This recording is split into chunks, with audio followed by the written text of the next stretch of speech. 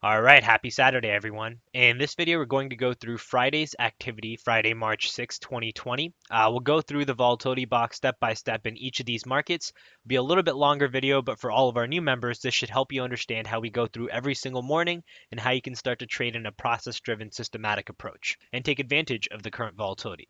So we're going to look at the S&P futures, in which we had one trade, and that was our monster trade in which we hit our T2. And that's where we also had our nicest reward to risk ratio, where we had a nice reward of $3,200 for having risked $1,400. Now, the Dow, we had one trade, which also was a winner, but in the Dow, we only hit our first target and didn't hit our second target before getting stopped out. Now, for perspective here, you were up positive 300 points on your second contract, but our second target was still a ways away. So if you're trailing your stop, then this number looks a lot higher, but then most likely your number for the S&P also looks a little bit lower, right? So that's the trade-off. Let's call that out. Now, the Russell had two trades. The second trade in the Russell, which was a little bit later in the day, was a loser, which brought our P&L down almost $1,000. And so we entered the day positive in the Russell, but that second trade's really what took away a good chunk of our gains here. Then in the copper futures, we had a trade that set up, and that was a very low risk trade, right? For anyone who's looking for markets in which you're not facing the same volatility, your trade risk there was only $225 compared to some of these other markets. Your reward was also smaller, but that's another way that you can start to participate, still trade while going away from these indices. In the case of the NASDAQ, gold, and crude oil futures, we didn't have any trades, mostly because our volatility box gave us signs in that first half hour that, hey, the markets are facing more volatility than usual, stay away from these markets and go focus on areas where we do have predictable volatility models.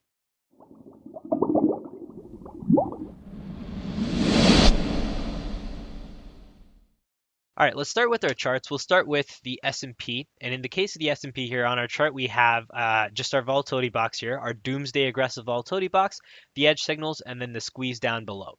Let's get rid of the active trade ladder tab.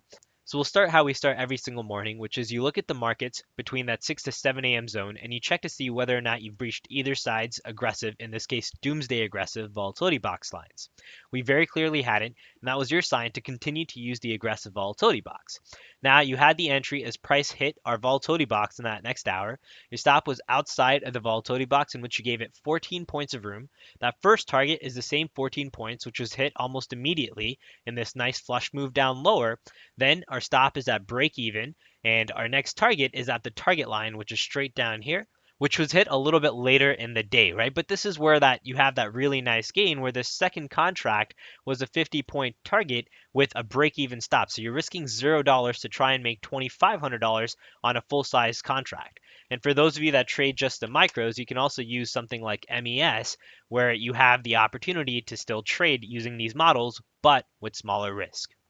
Now, using both the micros and the full-size contract, we got our entry. You had an edge signal, so if you're waiting for that extra layer of confidence, it's after this candle that you have your okay to go before you have this really nice flush move down lower.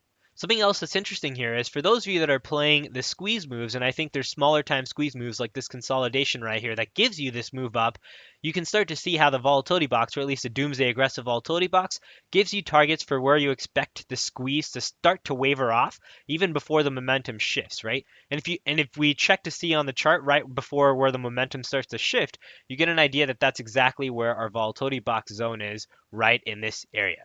So you have an opportunity for not only targets using the squeeze, a smaller time frame squeeze for those of you that are playing it, but you also have our fading opportunity, which is our main volatility box trade. And now you're looking for reverse moves, right? And when we start to get the squeeze forming in our bearish direction, that's where we're looking for this to start to fire bearishly. Now let's move on to the NASDAQ futures. The NASDAQ didn't give us any entry, right? So similarly to the S&P, we had our ability to continue to use the aggressive volatility box. However, in the case of the NASDAQ, we didn't quite hit that cyan entry line compared to the S&P, the Dow, and the Russell. And so that's where the NASDAQ did not trigger us into an entry.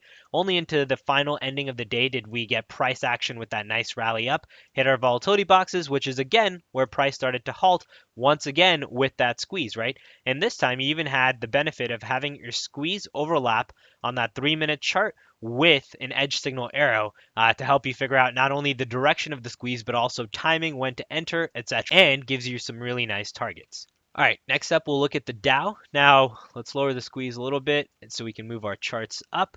In the case of the Dow, we'll start the same way once again. We'll draw our line and we check to see whether or not we've breached either side's aggressive volatility box entry lines. In this case, we hadn't, so we're now looking for fading opportunities. That comes in the subsequent hour when price hits our volatility box and gives us an opportunity to get short. Our stop is outside of the volatility box. In the case of the Dow, that was 115 points, and we're looking for that same 115 point flush in the opposite direction for our first target. That gets hit in this downwards move, and now our stop is moved to break even, right? Which, if we draw it out, we were taken out in this candle wick right here before price started to flush down. Our second target that we were looking at was way down here, which price action did get to, but we were taken out at our break-even stop before it got there. And so for those of you that are looking to be a little bit more aggressive about taking profits right now, that's where a trailing stop would have allowed you to get up above this wick in this candle right here, and you would have missed the rest of this move, but you would have also gotten much more gain here. This is still a decent amount of points. If you look at it, that's almost 100 points for that second contract compared to the 0 that we got. All right, next, we'll take a look at the Russell futures. Now, the Russell did give us signs that it was a little bit more volatile, right? So if we draw that line in that first hour, in the case of the Russell, we did breach that cyan line, but we did have that equal and opposite follow through. So we knew that we were breaching these lines, meaning we were facing increased volatility, but we also were respecting our models, meaning that we had the follow through we were looking for. Now, if we go up here to the Russell, that same entry in that next hour, you had an opportunity to short as price hit our volatility box, stop outside of the volatility box. We gave it 8 points of room. And that first contract, once again, you were looking for that 8 points. For the second contract, we moved our target up from this gray dash line up to where our long entry triggered in, which is the cyan line. So really a reversal move, right? Because this is where we're expecting price to start to reverse. So that second contract was a positive 20 points. So at this point, we've hit a T1 and a T2 on the Russell, and we're now long. This is still before the afternoon in the East Coast, and so that's where I was a little bit more aggressive, but I did take this long. Now, in the case of this long, our stop was once again outside of the volatility box, 10 points of room, looking for that same 10-point fall through in the opposite direction. However, we only went up to 7 points before ultimately getting stopped out. And so the second trade on the Russell was a minus 10 on both of our contracts. And that's what really hurt us because that ended up being 20 points, $1,000 taken away from that P&L, and gave us a sign to then switch on over to the conservative volatility box in the Russell. So if we load in the conservative volatility box, now what's interesting is if you did play that squeeze into the end of the day, so let's load that back in, is the conservative volatility box gave you a better zone of where the Russell price action was looking to exhaust, right? You had that squeeze along with every other index market really, and we were looking for a bullish direction for that squeeze. We had just gotten our edge signal arrow right here. If I pull up the chart, right, right above that low bubble, you had the squeeze then fire long, and we hit our target line before then starting to halt and reverse for the final 15 or so minutes of that final market open. So that's where you can start to use the volatility box in multiple purposes, not only to help you get targets for your traditional setups like the squeeze, moving averages, whatever you're looking at, but then also start to look at fades once we hit our cyan entry line, especially right now when we're facing this increased volatility. Our models are being respected. Now, next up, we'll go to our trade in copper. So in the case of copper, we'll once again load in our aggressive Doomsday Volatility Box. So now using our Doomsday Aggressive Volatility Box, copper gives us a different chart that we can take something away from, right? We did breach our aggressive Volatility Box's cyan lines, and then we continue to breach above. So this was our sign that, hey, we're facing more volatility than usual, and let's switch on over to our conservative Volatility Box. So loading in our conservative volatility box, we can see that that captures the volatility in copper much, much better, right?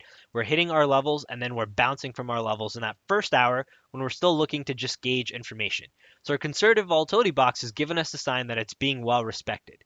Now you had an opportunity to get short copper. If you're looking for something that's lower risk, we're on our conservative volatility boxes on our doomsday models as it is. So that's about as low of a risk as you can get. Then that's where you have an opportunity to participate in a market like copper. Our entry came as price hit our volatility box lines. Our stop was outside of the volatility box. In the case of copper, that was 45 copper ticks. And we were looking for that same follow through in the opposite direction. Now we got that follow through. And then our stop for that second contract's moved to break even, and we're taken out as copper continues this reversal move up higher, right? And so that was that small little winner in copper. Now let's go to crude. And if we repeat the same test in crude using our aggressive volatility box, you'll see in that first hour, crude gave us a sign that it was much more volatile than usual. It made our volatility boxes really just look like a sandwich. And this is before we have any capital at risk. So we already know that, hey, if anything, we should be using the conservative boxes. Even our conservative boxes are getting squished through. Put aside crude for the rest of the day, it's much more volatile than usual. And you can see how that saved you a painful setup later in the day. Same thing with gold, right? Gold gave us that same sign using our Doomsday Conservative Volatility Box that you're facing more volatility than usual.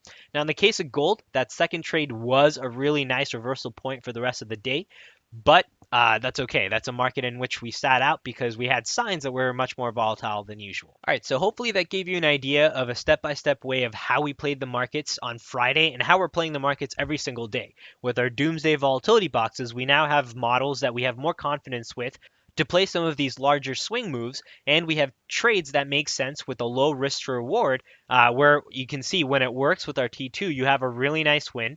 And if you're even looking to say trail stops instead of doing what we do, which is just move our stop to break even, then you can start to increase your P&L even more. So that's just the takeaway based off of your trading style. It may be worth it to start to take profits a little bit more aggressively, but just keep in mind that you are then giving up scenarios like this in S&P. All right, have a great remainder of your weekend. Take care, everyone, and we'll see you in the next update.